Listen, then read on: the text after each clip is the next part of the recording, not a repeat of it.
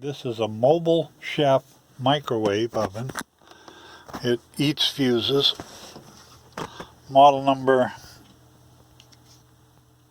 is a AXM-1200. Schematic for it in the top cover, and the fuse that blows right here.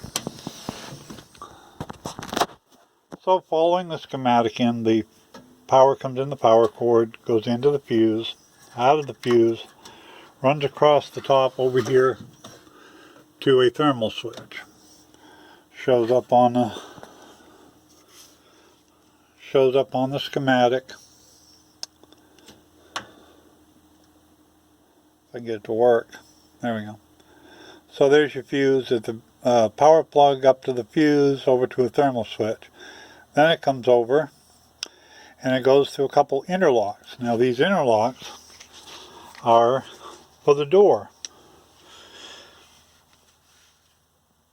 And so what happens is, right here you have two switches. When you pop the door open, you see those switches open up. This one here, and this one down here. Close the door, and both of those switches get closed. This upper switch.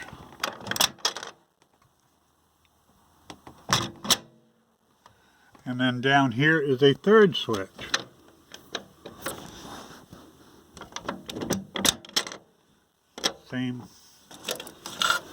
Same thing. Sorry for the poor lighting, but there you can see the other switch, and there it closes. So these are to protect from the magnetron. This is where your microwave signal comes from.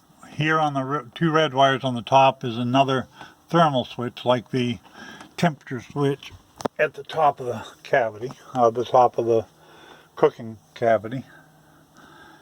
And the bottom is powered down, comes down to the transformer. Over here is your high voltage capacitor, high voltage diode, and that shows up on your schematic. Over here you see the capacitor, a resistor, and a diode right there. There's the transformer for the magnetron.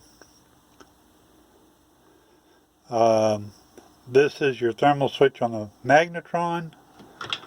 This is your thermal switch on your cavity. There's a fuse, these two interlock switches, and where's the third one?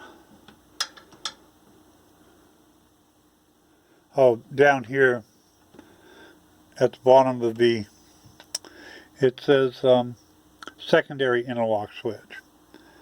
This device here in the center is the control board. That's this circuit board that controls all the buttons. So anyway, what happened with this? It was all working, and the thing was dead. Didn't die while it was running. It just walked up to it, went to use it, and it was dead. So I checked the circuit breakers and the ground fault receptacle.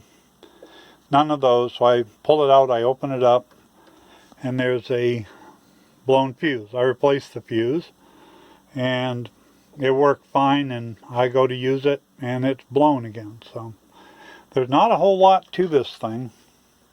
So to be blowing fuses, I just gotta wander through the schematic and see if I can see what's causing it. So I know in the old days, if the microwave tube would go bad, you'd just throw the microwave away. Today, I don't know. I haven't looked into see what all you're doing. Over here, we can see three things in here. This GM is the thing that rotates the table inside the microwave. This one is the FM, that's the fan motor. The fan is in here. See the blade right there. And the third one, the GM, is underneath here. You can see under there. I don't know if I can get a light under there. But the GM is underneath the gray wires. That turns the motor inside the microwave that turns the plate. So that's pretty much all they are. They don't want you to get